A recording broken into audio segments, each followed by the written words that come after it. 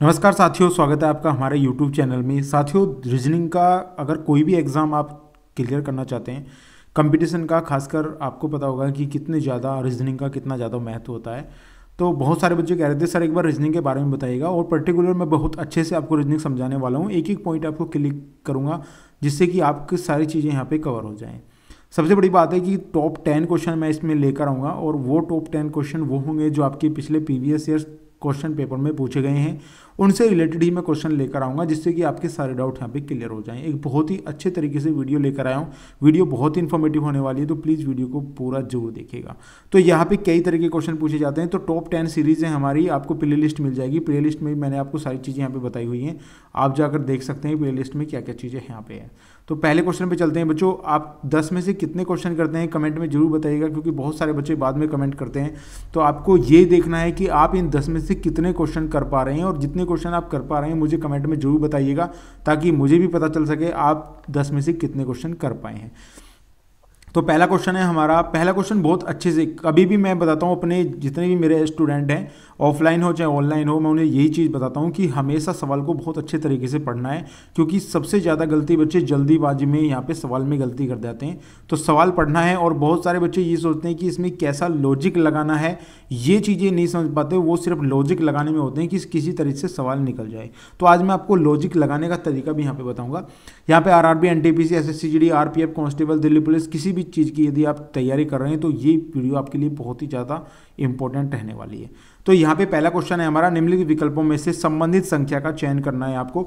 जैसे मान लिया अनुपात समानुपात का सवाल होता है, वही सवाल है। जैसे ये 12 है तो 12 का क्या यहाँ पे संबंध है, जो ये 9 है अनुपात हो जाएगा, और 17 का अनुपात क्या होगा। यानी जो चीज़ें यहाँ पे हुई हैं वही चीज़ें आपको यहाँ पे बतानी है, इसके साथ करनी है, तभी अगली संख्या आप बता सकते हैं। तो यहाँ पे 12 में ऐसा क्या करूँ, मैं 12 का वर्ग करूँ, बहुत सारे नियम है इसके, या 12 का वर्ग करूँ, या इसका दुगुना करके जोड़ूँ, बहुत सारी चीज़ें हैं। लेकिन यहाँ पे क्या चीज़ लगी हुई है ये आपको बताने वाला हूँ मैं। देखिए 12 से हमें 9 पे जाना है, यानी ये डेफिनेटली है कि इसमें छोटी संख्या आई है, तो यहाँ पे कुछ ना कुछ तो लॉजिक लगी है। तो मैं यहाँ पे अगर मैं बात करता हूँ आपको, यहाँ पे अगर मैं 1 और +2 को यहाँ पे ऐड कर देता हूँ, 1 और 2 दोनों को यहाँ पे ऐड करता हूँ मैं, तो मुझे पता चल रहा है यहाँ पे कितना हो रहा है बच्चा, यहाँ पे हो रहा है 3। तो 3 हो रहा है, तो 3 का वर्ग मैं यहाँ पे कर दूंगा तो मुझे पता चल जाएगा 9 यहाँ पे आ गया।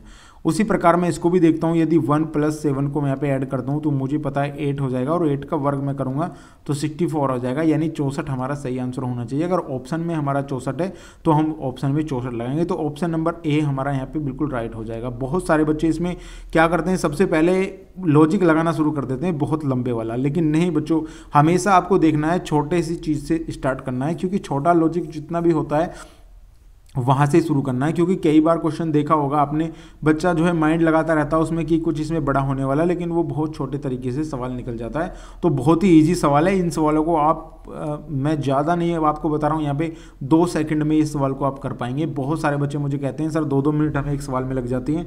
तो अगर आपने अच्छे तरीके से मेरे साथ यहाँ पे प्रिपरेशन अपनी कर ली तो आप 2 सेकंड में सवाल का आंसर दे पाएंगे। तो पहला क्वेश्चन हमारा कंप्लीट हो जाता है। सेकंड क्वेश्चन पे चलते हैं बच्चा।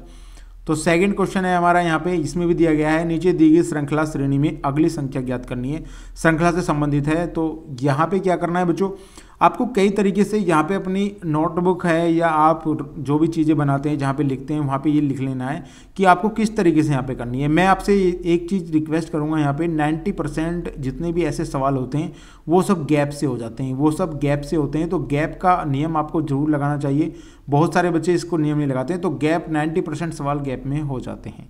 उसके बाद आपका वर्ग आते हैं, जो आपके वर्ग होते हैं, जैसे 1 का वर्ग हो गया, प्लस यहाँ पे 2 का वर्ग हो गया, 3 का वर्ग हो गया, वर्ग में आते हैं। उसके बाद क्यूब की आता है कि 1 का क्यूब हो सकता है, 2 का क्यूब हो सकता है। तो इसके बाद यहाँ पे आपको आना है, हो सकता है वर्ग या घन हो सकता है, उसके बारे में देखना है।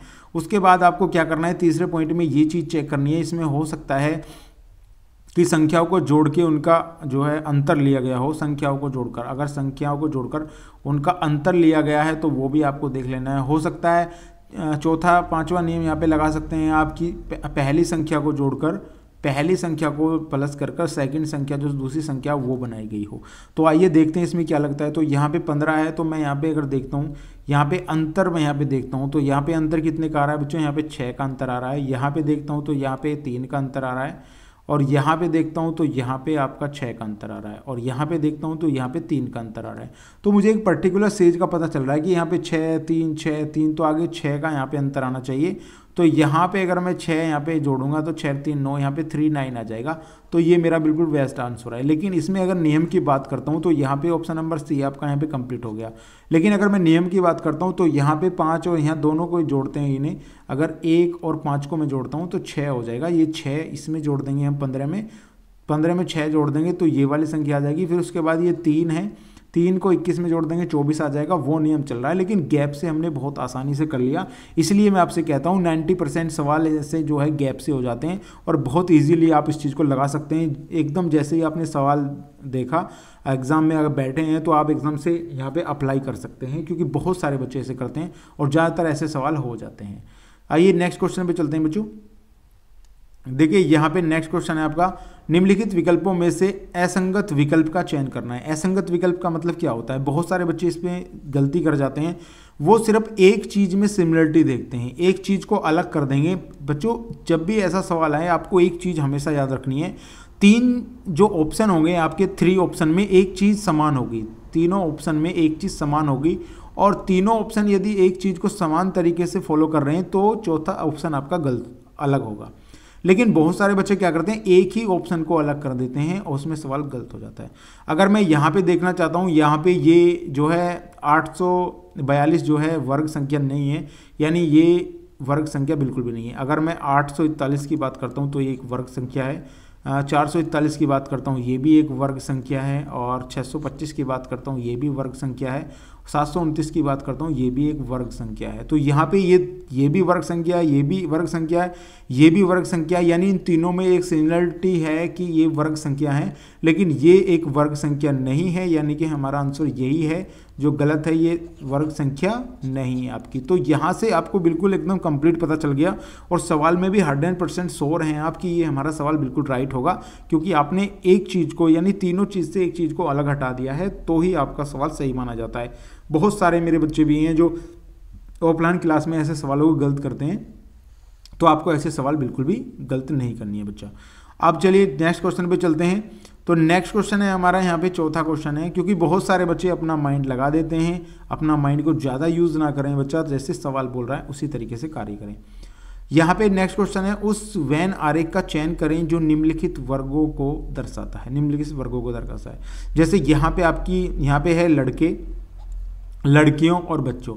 यहाँ पे लड़के लड़कियाँ और बच्चों को दर्शाया गया है अलग अलग तरीके से। तो आपको यहाँ पे ये बताना है कि इसमें क्या चीज़ें अलग हैं और क्या चीज़ें नहीं हैं। बहुत सारे बच्चे इसमें भी थोड़ी मिस्टेक आ जाती है। देखिए लड़के और लड़कियाँ जो हैं, यहाँ पे लड़कियाँ हैं तो ये बच्चे हैं। अगर मैं यहाँ पे अलग कर दूँ, देखिए लड़के और लड़कियाँ तो एक जगह हो नहीं सकती, लेकिन बच्चे जो हैं ये बच्चे आ सकते हैं, ये बच्चों में आ सकते हैं, तो इनमें इनको इस तरीके से यहाँ पे डिनोट कर सकते हैं। अब बहुत सारे बच्चे एक चीज़ और बताएंगे, यहाँ पे जो बच्चे हैं जहाँ पे लड़के हैं वो लड़कियों के बीच में रख देंगे और ये बच्चे सही हैं। तो मेरे हिसाब से ये बिल्कुल गलत हो जाएगा। तो यहाँ पे सी ऑप्शन एकदम राइट होना चाहिए 100%। यहाँ पे बहुत सारे गलत सवाल होते हैं बच्चों, क्योंकि बच्चा ये सोचता है कि यहाँ पे 2 ऑप्शन, अब मान लिया ये वाली चीज़ें, ये 2 ऑप्शन तो आपके बिल्कुल खत्म हो गए, अब यहाँ पे 50% चांस है। तो बच्चा यहाँ पे बताता है, यहाँ पे अगर मैं यहाँ बात करता हूँ तो यहाँ पे 50% आपका लगा हुआ है, लेकिन यहाँ पे 100% लगा हुआ है। तो हम वही सवाल कंप्लीट करेंगे जो 100% श्योर है। तो यही एग्जामिनर चाहता है हमसे कि वो कितना अच्छे तरीके से यहाँ पे सोच पा रहे हैं इन चीज़ों को, तो उतनी अच्छी तरीके से आप उसे डिस्क्रिप्ट करिएगा, बहुत अच्छे से अपने सवाल को करिएगा, तभी आपको नंबर बहुत ही अच्छे तरीके से मिलने वाले हैं बच्चों।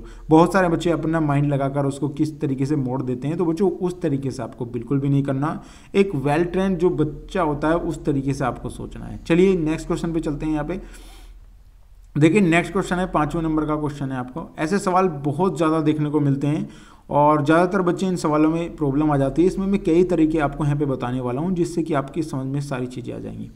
अब यहाँ पे जब बड़ी संख्या दिखती है तो हमें क्या करना चाहिए, हमें पता है कि यहाँ से ये तीसरी संख्या है, इसके बारे में हमें पता करना है। तो बच्चों को क्या करना चाहिए, या तो आपका यहाँ पे प्लस हो सकता है। पहला नियम हम जो लगाते हैं, पहला नियम जो अगर हम लगाते हैं पहला नियम, तो यहाँ पे दोनों संख्या प्लस हो सकती हैं, दोनों संख्याओं को हम प्लस कर सकते हैं। अगर मैं दोनों संख्या को यहाँ पे 12 और 8 को प्लस करता हूँ तो यहाँ पे 20 हो जाएगा, और 20 में अगर मैं यहाँ पे 5 की गुना कर देता हूँ, मुझे पता चल रहा है 100 आ गया। एक नियम तो ये हो जाता है। अब यहाँ पे नेक्स्ट में अगर मैं करता हूँ, यहाँ पे 18 और 6 यहाँ 24 हो जाएंगे, लेकिन 24 पंजे 120 होते हैं, तो ये नियम हमारा बिल्कुल भी गलत हो जाएगा। सेकंड नियम में हम क्या करते हैं, सेकंड नियम को देखते हैं यहाँ पे कि सर हम यहाँ क्या कर सकते हैं। हम कर सकते हैं यहाँ पे 12 गुणा 8 कर सकते हैं, 12 8 96 हो सकता है, और 96 में यहाँ पे कितना जोड़ें, तो हम यहाँ 4 जोड़ देंगे तो हमें पता चल गया 100 आ जाएगा। अब ये 4 कहाँ से आया, सबसे बड़ी बात है, इसको भी देखना है। तो यहाँ पे अगर मैं 8 है, ये 8 का आधा कर देता हूँ तो 4 यहाँ पे जोड़ते हैं। सेकंड वाले में देखते हैं, अगर मैं यहाँ पे करता हूँ, यहाँ पे अगर मैं इनकी गुना कर देता हूँ, 18 छिका कितने होते हैं, तो यहाँ पे 6 8 48 होते हैं, और 6 अब 6 से करेंगे, 6 8 48, हासिल लगे 4, 6 4 10, यहाँ पे 10 हो गया। अगर मैं यहाँ पे 3 जोड़ देता हूँ, यानी इसका आधा जोड़ता हूँ, 8 और 3 11, तो मुझे पता चल गया कि 111 यहाँ पे आ जाता है। तो मुझे पता चल गया कि इन दोनों में कुछ नहीं है, इनकी आपस में मल्टीपल है, और इसका आधा किया गया है, इसका भी आधा किया करके जोड़ दिया गया है, तो ये इसमें चल रहा है। अब यहाँ से देखता हूँ तो 15 चौके यहाँ पे 60 हो गया, तो अगर यहाँ पे 60 हो जाता है, प्लस यहाँ पे इसका आधा जोड़ता हूँ, तो मुझे पता चल गया यहाँ पे कितना आना चाहिए बच्चों, 62 आना चाहिए। अब ऑप्शन में कहाँ है आप 62 आप देख सकते हैं, तो 62 आपका आंसर हो जाएगा, ऑप्शन नंबर डी हो जाएगा। तो बच्चे इसमें ज़्यादा परेशान हो जाते हैं, परेशान नहीं हो रहा, कई तरीके हैं, उससे आप निकाल सकते हैं। अगर ऐसा सवाल आए तो आपको इस तरीके से बहुत ही अच्छे नॉर्मल तरीके से कर लेना है। चलिए बच्चों नेक्स्ट क्वेश्चन पर हम चलते हैं।